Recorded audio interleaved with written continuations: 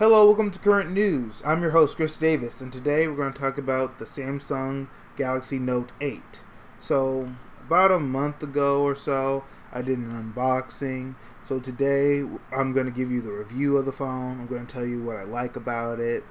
I'm going to try to keep this short and sweet. I don't think I need to keep this super long. I'm just going to tell you what I like about it and the features I use. So, first thing I noticed about this phone, like the big difference from this phone than like any of the others, is the user interface. The user interface looks smoother, it looks a lot cooler. This phone has helped Samsung a lot. Like their previous phone, the Note 7, was blowing up because of a battery issue. Like this phone has brought Samsung back into the mobile phone market. So the user interface looks amazing. The apps look a lot neater and smoother. That's the first difference. Now the second difference that I like is the Samsung apps that are on this phone. So the ones I use are the calendar, the Samsung Notes. Those really work really well. Those really help you with your scheduling and keeping everything organized. So say if you have to meet somewhere, if you have to meet someone somewhere at a certain time, you can put some notes in your calendars, and Samsung, the phone's able to keep track of it for you. It'll even have an alarm for you, and you can set it for however far ahead you need to remind you that you have this event coming up. Another thing that I like is Samsung Cloud. You just make a Samsung account, and you can back up your phone and everything on it, your contacts, your apps that you have.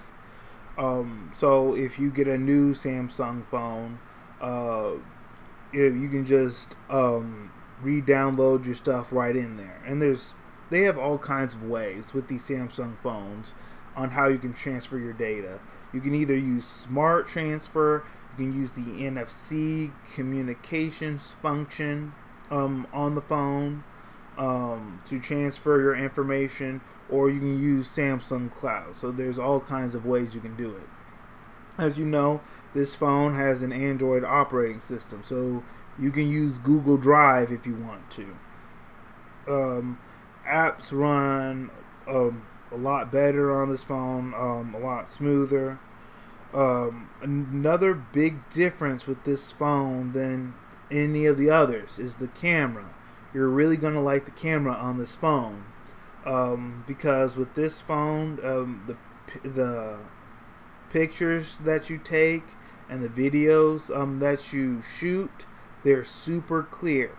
They'll even work really well in the dark. So usually with smartphones and with really any camera, if it's dark, then it's hard to take any pictures, shoot any film, because cameras need light to come into into the lens. Like no light, no photo. But the engineers at Samsung worked really hard, so you can take pictures in the dark, and it works really well. You even have your own photo editor and video editor on this phone. They're not Adobe status like Photoshop or Premiere Pro, but they're still really good. You can add different filters to your pictures or videos. You can trim your videos. You can crop stuff out of your photo. You can add different emojis. You can write on the photos with your S Pen. It's really good. With this phone, you have two assistants, two voice assistants. You can either use the Google Assistant, which works really well with all your Google apps, like Google Maps and stuff, or you can use Bixby. Now, Bixby's really good because you can either activate her with your voice, or you can activate her with the Bixby button.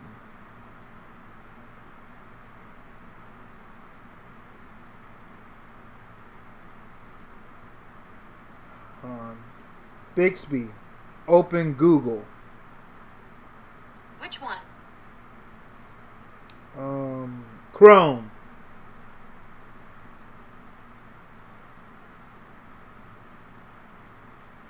Bixby, open Google Chrome.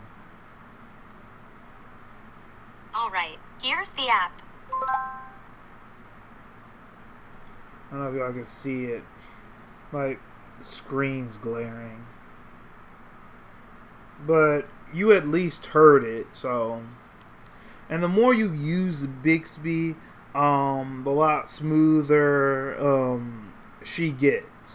And this is really a good like voice assistant app. You can activate her, as I said, with the Bixby button, or use your voice. What's really cool about her is you can use Bixby Vision, and with Bixby Vision with your camera, if you take a picture, whatever it is, Bixby will give you some information about it.